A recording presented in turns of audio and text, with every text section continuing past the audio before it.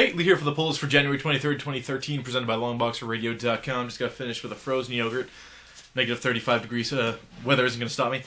This week we have from DC Justice League number 16. This is the second part of the Throne of Atlantis story. I believe it's also kind of tangentially going on in Aquaman. I don't know if that covers specifically the Aquaman parts of it, or it's actually kind of taking place over the two books, which DC likes to do. So there it is right there. Also from DC, I have one of the last, I think, of the Hell on Earth story here, guest starring The Flash. Supergirl number 16 right there. I'm going to be completely honest, and the main reason I read this book is because I like the Supergirl character, but this last Hell on Earth thing has actually been really, really, really good. I have only read the Supergirl part of it. I haven't touched Superboy or anything like that. But yeah, no, I'm actually really enjoying it, and looking forward to actually reading this, so good on you, DC. Wonder Woman from Byron Azzarello, of course, Cliff Chang. Really like this book. Got a very distraught-looking Wonder Woman on the front there.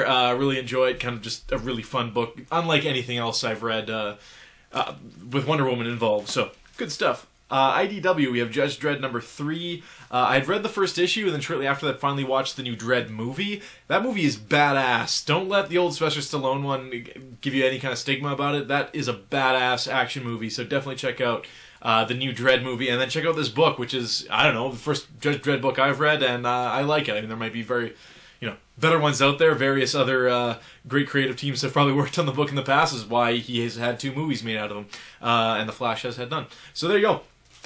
Bedlam from Nick Spencer. Kind of interesting book. Jumps around a lot, as Nick Spencer likes to do, obviously.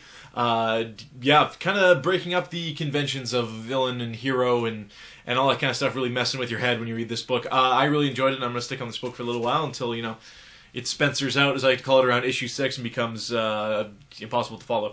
From Marvel, we have Avengers number 3, free digital code for that, which I'll be posting at the end of the video, so look for that.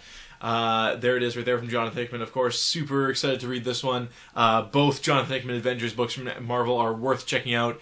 If you want a team book, or you haven't read a team book from Marvel before, because there's so many characters involved and whatnot, Hickman is an excellent writer, and he's doing very cool things on Avengers. The Ultimates, we have number 20 here. Reconstruction storyline. We have Captain America fighting I guess that's supposed to be Hydra, as it were. Looking pretty mean. There's another digital code there, so I'll be including that at the end. I'm not sure if I'm going to follow this book any further. I believe it's Chris Humphries has been doing fine by the book. We have Captain America, who's very much the president now. I read Ultimate X-Men as well, and Spider-Man. I might actually end up dropping this one, so it might be one of my last issues, but it's been a cool run. If you want something different to Ultimate's universe, Marvel's killing it, kind of anywhere you go. And finally this week, the Piece de la Resistance, New Young Avengers, why not?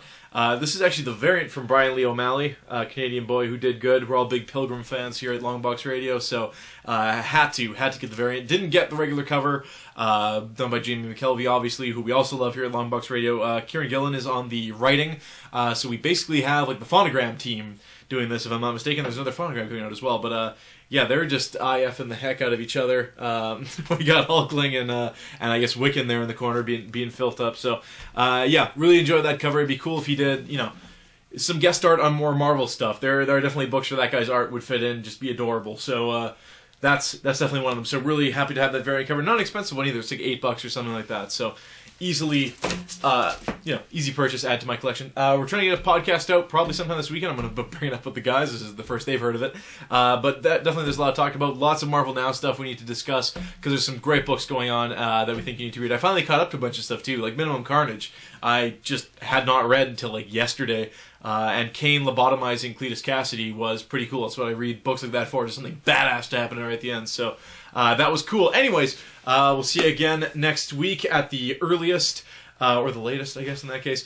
Anyways, free digital codes at the end of the episode there. I'm completely scatterbrained this episode, obviously, but we'll see you again next week.